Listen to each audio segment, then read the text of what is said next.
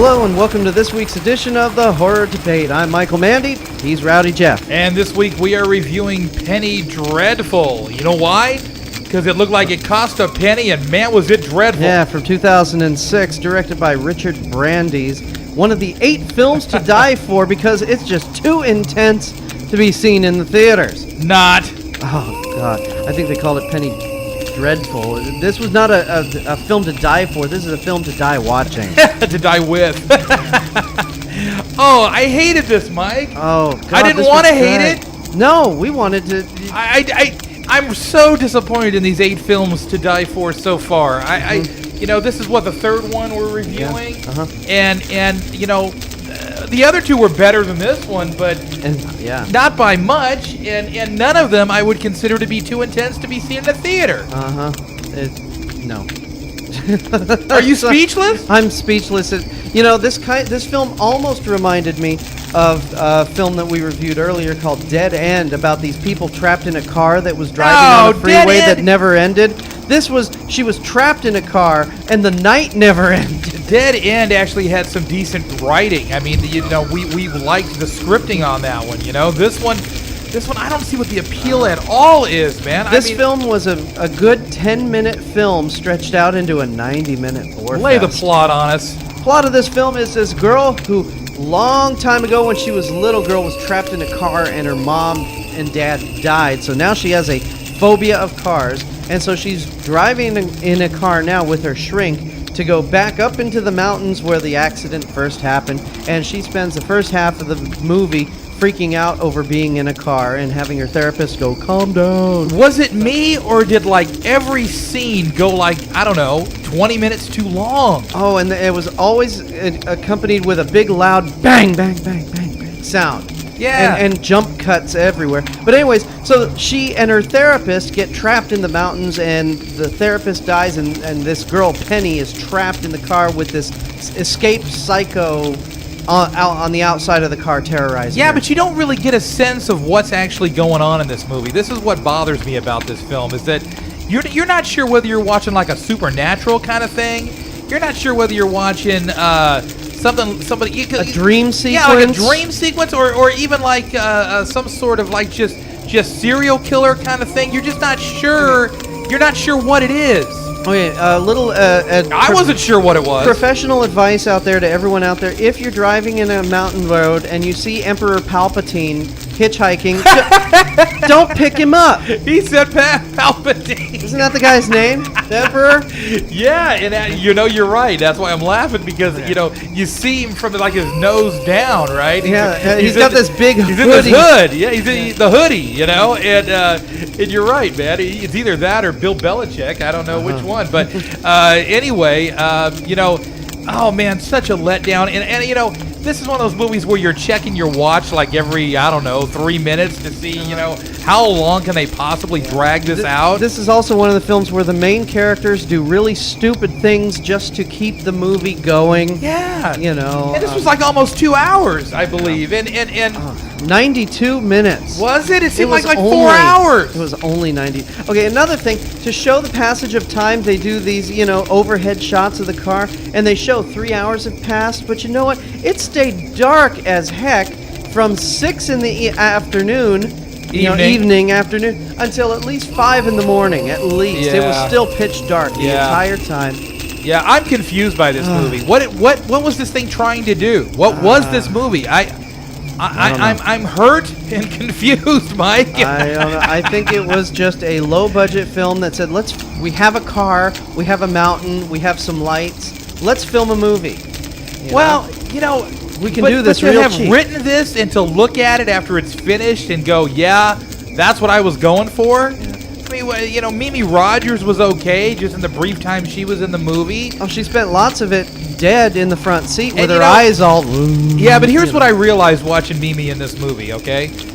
It must be really difficult to play dead that long. Yeah, she played dead a long time. It was a long freaking time, and she was getting tossed in the back seat, the front seat, the passenger. She was all over, but had a key stuck in her grill. Yeah.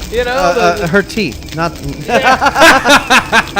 Well, I'm so confused by this movie. At least okay, Rachel Miner, the girl who played Penny, she had to spend the entire 90 minutes in a state of sheer panic and freaking out, and you know, hey, at least she must have, you know, that must have taken something, because these films take about, what, 3-4 weeks to film. Every scene, she's got to be at her emotional wit's end. Yeah. And I actually I'm at my emotional wit's end, yeah, and I just watched it. Yeah, no, she did an admirable job of acting freaked out and all. It's just, this movie on the whole was just a bore. Oh, you know, I don't see what the appeal is to this at all. And like I said, if the 8 films to die for are gonna make us actually want to die, or, you know, I don't know, that's, man. I think what it is. I'm over this movie, Mike. I'm giving this 1 star for the simple fact that. You know, Mimi Rogers to play dead that long, that took some skill. And but even when she was alive, Mike, even when she was alive, wasn't she dead? You know, I mean, it was just it was like the conversations just took too long. The panic attacks took too long. Everything just took way too long. The story didn't develop. It just kind of died, you know. And I kept hearing that Penny Dreadful was going to be one of one of the best films out of the 8 films to die for. Well, I completely disagree. That the 2 that we watched before this were better. Were far and away better. Yeah. Anyways, just to let y'all know out there is this one character in this movie. Mickey Jones is the actor's name. He is a guy that you're going to go, oh yeah, that guy. I've seen him in a million things. And you go, name one, and you're going to go, Terminator. Terminator 2 in the bar with Arnie naked. Think about that, okay? And then you'll recognize who Mickey Jones is. He didn't have a big enough part in this movie. You know, I mean, actually, when his scenes kind of came up, things seemed to pick up just a little bit for me, you know, and I got interested again. But I'll tell you what, I got really tired of looking inside that Mercedes. Okay? Yeah, really tired of it. I mean, and maybe that's what the guy was going for. Maybe he was going to make you feel like, you know, you're desolate out there, stuck in this car. And I mean, I can kind of get the vibe on how freaky that actually is. You know, to be wedged between basically like 2 big trees. You can't open the door. You can't get out anywhere. You're stuck in there with a corpse. You know, I mean, I could totally see what he was going for as far as the terror there. It just didn't fly in this movie. Yeah. Nothing flew in this movie. No. Except for when, what's-her-face, or the convict got hit. Then what was that? Was that even a he or a she? And then, get well, no. Answer the question. Was it a he or a she? I don't know, because they never even said his name, because the truck driver turned the radio off when they were about to say it. He looked like a he to begin with. Then but he was cackling like a she. It kind of, yeah. You know, what was that thing? I don't know. I mean, and then get this. And then the movie, we were saying, you know, for 91 minutes of this 92-minute film, we were saying, God, I wish this movie would end. I wish this movie would end. And then the minute something exciting happens and the movie doesn't end, boom, black, and the credits start rolling. No, give me the 93rd minute. No.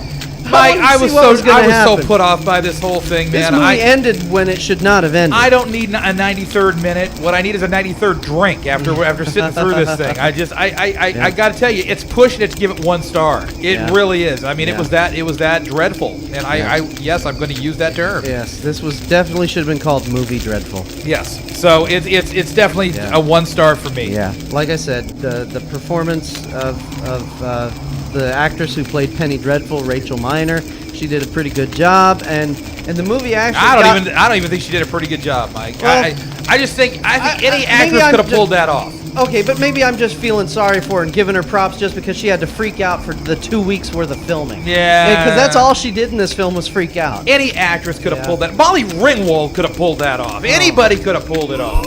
I would have wanted to kill Molly Ringwald. Well, you know what I'm saying, though? I mean, you put any halfway decently competent actress in that, and they could have done that. Yeah, it's definitely a 1-star film. Nothing special.